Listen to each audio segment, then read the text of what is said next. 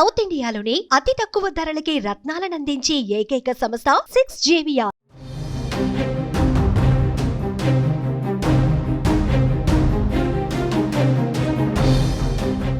వివాహేతర సంబంధాల వ్యవహారం మరో ప్రాణం తీసింది.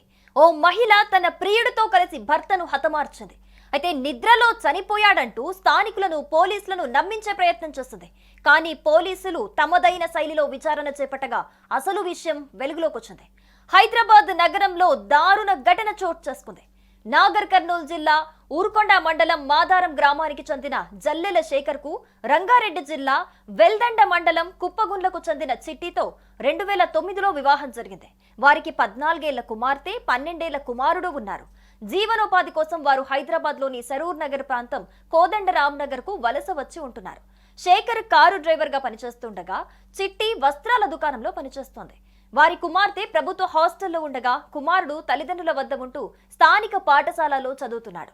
కొన్నాళ్లకు చిట్టికి స్థానికంగా ఉండే హరీష్ అనే యువకుడితో పరిచయం ఏర్పడింది. ఆ పరిచయం కాస్త వారి మధ్య వివాహేతర సంబంధానికి దారితీసింది. దీంతో భార్యాభర్తల మధ్య కొద్ది రోజులుగా గొడవలు జరుగుతున్నాయి. ఈ క్రమంలో భర్తను అడ్డు తొలగించుకోవాలని భార్య భావించింది. ప్రియుడు హరీష్ తో కలిసి అందుకు స్కెచ్ వేసింది. ప్రియుడితో కలిసి ముందస్తుగా వేసుకున్న ప్రణాళికలో భాగంగా చిట్టి తన కుమారుణ్ణి స్థానికంగా ఉండే వినాయక విగ్రహం వద్ద స్నేహితులతో కలిసి నిద్రపోమని పంపించింది. అర్ధరాత్రి తర్వాత భర్త శేఖర్ నిద్రపోతున్న సమయంలో ప్రియుడు హరీష్ ను ఇంటికి పిలిపించుకుంది.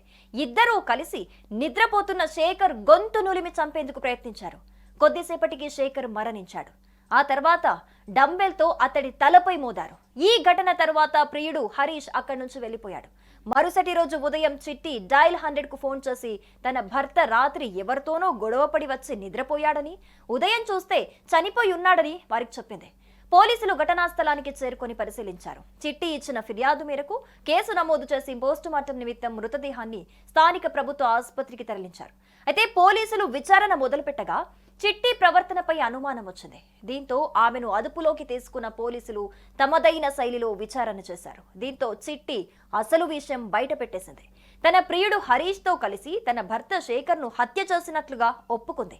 దీంతో పోలీసులు ఆమెను అదుపులోకి తీసుకున్నారు. ప్రియుడు హరీష్ పరారీలో ఉన్నట్లుగా సమాచారం అందుతోంది. ఇక శేఖర్ చనిపోవటంతో కుటుంబ సభ్యులు, బంధువులు కన్నీరు మున్నీరుగా విలపిస్తూ ఉన్నారు. పోలీసులు ఉస్మానియాకు శేఖర్ మృతదేహాన్ని అయితే తరలించారు. ఇవాళ పోస్ట్ మార్టం పూర్తి కానున్నట్లుగా తెలిపారు.